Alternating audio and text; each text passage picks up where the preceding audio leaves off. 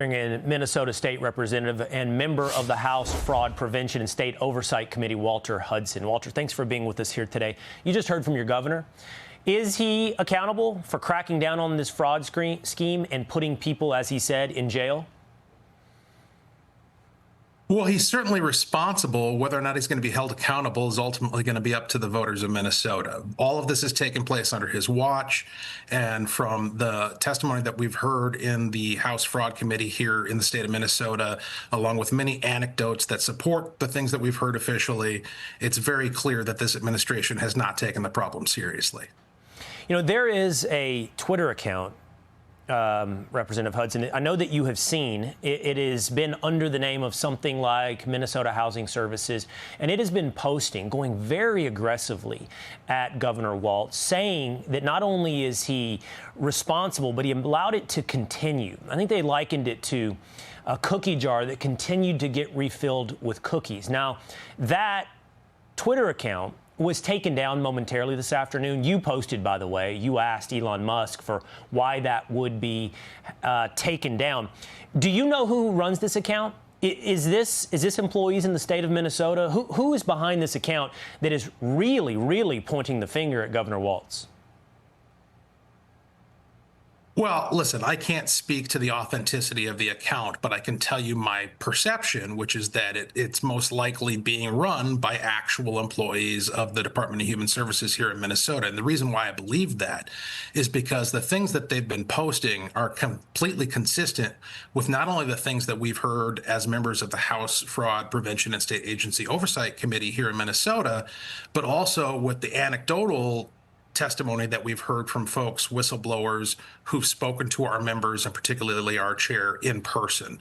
And so the picture that they paint of Tim Walz and his administration being at best lackadaisical and incompetent, and at worst, to some degree or another, complicit in this fraud scheme here in Minnesota, tracks very consistently with everything that I've personally observed in my capacity as a state representative here in this state. And that's the more important question. It is curious. You would like to know, I would like to know, the authenticity of whoever is publishing these accounts at this Twitter handle, which we should note is now back up under a different name. Now it's going under the name Minnesota Staff Fraud Reporting Commentary, and it's back up now. But the more important question is what they're saying on this account accurate? Because it indicts Governor Walz, as you mentioned, not just as lax, but complicit to some degree in allowing this fraud to continue, and suggests that Kamala Harris was warned that this was taking place in Minnesota under the watch of Governor Walz. Now, you're telling me you've heard these exact things from employees within the state of Minnesota. Absolutely. Certainly members of our committee have spoken with folks who work in DHS and other departments who have reported that they've been retaliated against, that they've been institutionally discouraged from taking action in response to suspected fraud. And of course, if you go back, we can recall the leaked audio of Keith Ellison meeting with folks who would end up becoming defendants, and some of them later convicted in the Feeding Our Future scandal. Very similar, very indicative of the culture here in Minnesota, where the concern, there wasn't a single question asked by Attorney General Keith Ellison on that tape about the people actually being served. You know, tell me about the kids who are getting fed. He didn't ask about that at all. His concern was entirely keeping these folks in business and, his words, fighting the state agencies, which, by the way, are his clients. He's responsible for representing them as their lawyer. And here he is meeting with folks who at the time were suing his clients and talking smack about them. That's you get disbarred doing that in the private sector.